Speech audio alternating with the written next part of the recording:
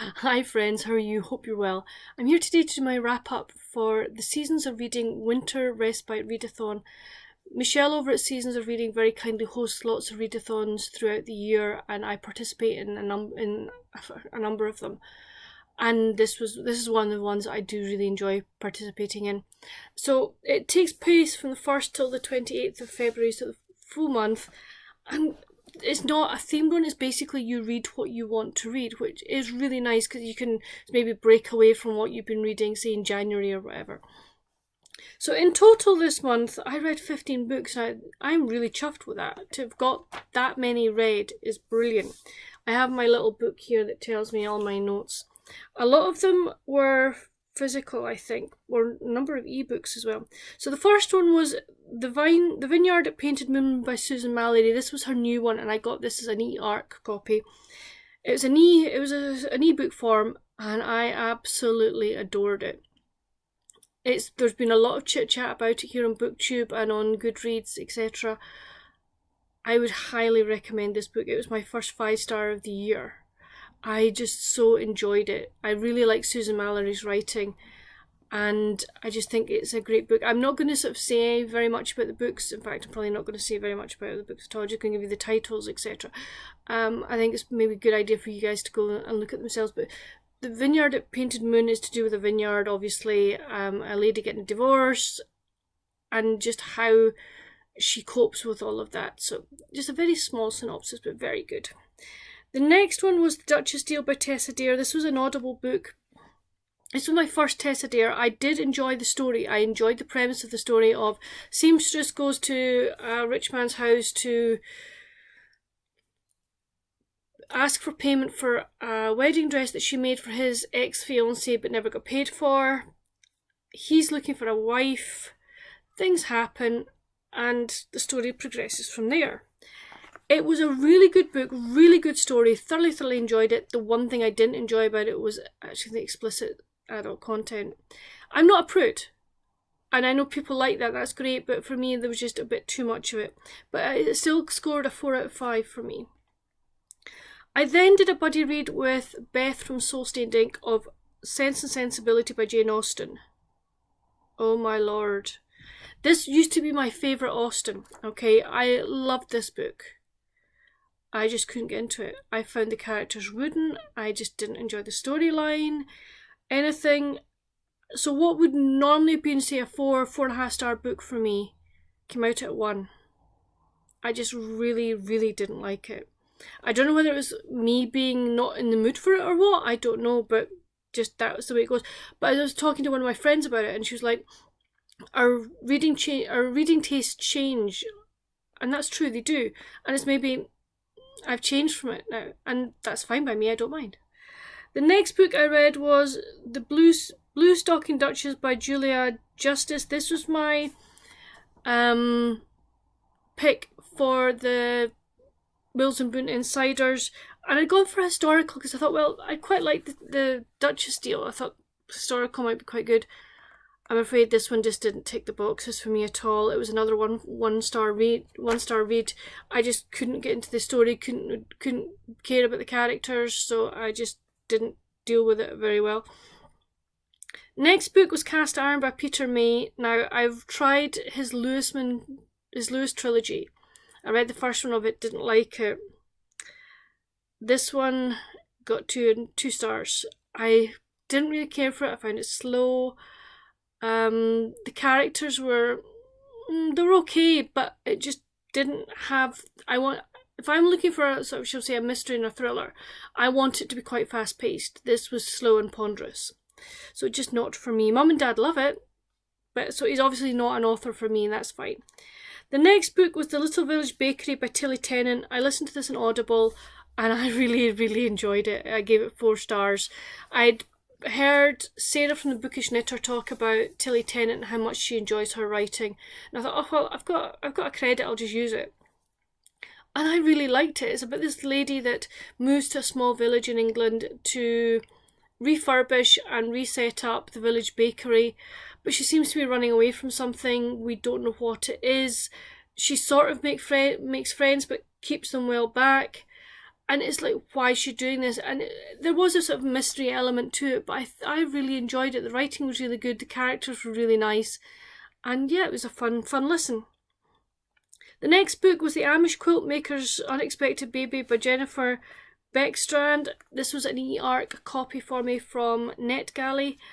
I really enjoyed this one. This one's to do with Esther, whose sister Ivy is a wee girl called Winter. And Ivy arrives one day and just basically dumps the baby on Esther. And Esther has no clue as to what to do to bring up a baby, how to deal with said baby. She's in the process of getting her downstairs bathroom retiled by Levi, and Levi seems to be quite good with kids, and it's basically the story of what happens there. And it was a really lovely, well written Amish story. I think it's the start of a series, and I will definitely be carrying on with it. I gave that book 5 out of 5. The next book I read was A Court of Silver Flames by Sarah J. Maas. I loved this book. I loved the story. I loved the plot line. The characters were fantastic. Having said that, I give it a 4.5 out of 5. Yes, it would have got 5 from me if the adult content hadn't been so graphic. It was, if you watch my vlog from when I was reading this, I do a blurb about this. But yes, if it hadn't been for that, this would have been an absolute knock it out the park, 5-star for me. I loved the world that A Court of Silver Flames was in. I loved the development of Nesta and Cassian. But as I say, that's the way it goes. The next one, which is book 9, is Finding Love at the Christmas Market by Jo Thomas. This one was given to me by my mum. She had got it for Christmas, and she's like, I really enjoyed it, have a read. And it was just so sweet. This story is about Connie, who takes a group of her OAP friends to Germany to a Christmas market to scatter their friend's ashes, because she was German and the Christmas markets meant so much to her. While there, Connie is also going to be going on a blind date with Henrich, who is a baker in the village that they go to, and that they have been sort of dating online. And it's just the story of all the things that happen and how they build new memories and everything like this. It was beautifully written, and I gave that a 5 out of 5 because I just thought it was such a fun story. The next one I read was The Truth in Tiramisu by Rachel Bloom. This is the second book in a series, in the Poppy Creek series. I couldn't remember it from there. The Poppy Creek series, and it follows Eliza and Grant. And you also get more of the backstory of Eliza and the backstory of Grant. You get to hear more about what's happening in the town. You attend a wedding that's not Grant and Eliza's, of two of the characters from the previous book, which was The Claus and Christmas.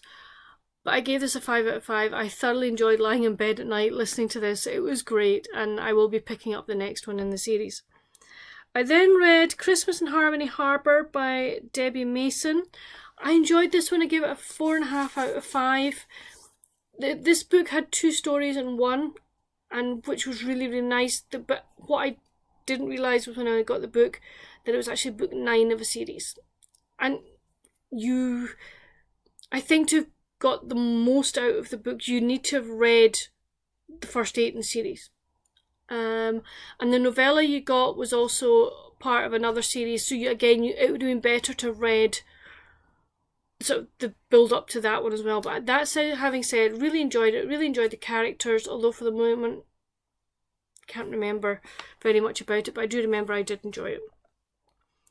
The next one was One Night in Christmas by Debbie Burns, and that was the second one of the 2 in the Debbie Burns book series. Then I read Meet Me in Hawaii by Georgia Toffolo. This was an e-arc copy for me from NetGalley. Gave this 4 out of 5. Really enjoyed it. Really liked the fact that we found Malia in Hawaii running her surf school with her godfather. We meet Todd, who is a philanthropist, and he brings a group of children from the UK who have problems, whether it be physical, mental, and they use surfing as a way of trying to help these kids build their self-esteem and everything.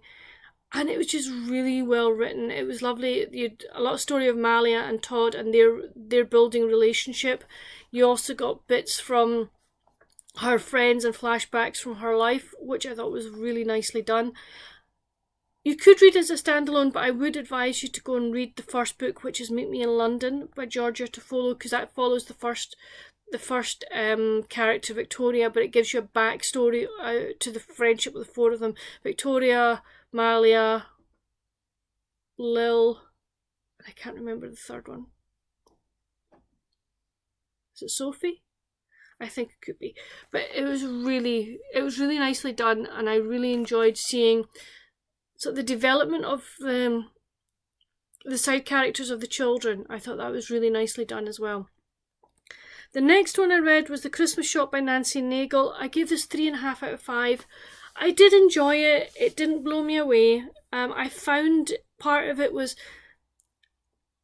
it reminded me very much of the film You've Got Mail, Meg Ryan and Tom Hanks, because the two main characters do some basically correspond via Dear Santa app emails, and that's nice. And I like the story of of Angela, the main character. I liked seeing her growth and development, and how realising that maybe things as they are just now were maybe not what they're supposed to be. And also I liked seeing Todd, who's the male main character, him realising that there is more to life than work. So yes, it was good, but I just felt the pace was a wee bit slow, and yeah, it was good. I enjoyed it, but not raving. And then my final book of the month was From Exes to Expecting by Laurel Greer. I gave this 2.5 out of 5. I liked the story, but what annoyed me was the female character, Lauren. It kept going back and repeating that, that bits about her phobia, and I'm like, can we not just go over this, please, and just go on with the story? The story would have been really nice if it hadn't been for that. You did see her growth. You saw Tavish's growth as well, which was really good. And it's the first in the Shutter Creek series. I found that nice, and I found the whole premise of the story okay. But one night condom breaks and bang, we're having a baby. That kind of was like, oh, come on. But it happens, and they have to face the consequences. So it was good, but I just kept feeling the repetition of this, oh, my phobia, oh, I can't go away, blah, blah, blah. I was just like, oh, come on, get over yourself, girl. So that did annoy me slightly. But let's see, 15 books in 28 days is not bad going. I hope that everyone that took part in the readathon had a good time and enjoyed themselves, and that you had a profitable reading month. Please let me know down below if you've read any of the books that I've mentioned. If you want to chit chat about any of them, again, please talk to me in the comments. I'm more than happy. If you want to know more about the books that I've mentioned, more than happy to talk to you about them in the bar down below. But that's it for this video. Hope you've enjoyed. Please give it a thumbs up, hit the subscribe button and the notification bell for my next videos, and I'll see you soon. Bye.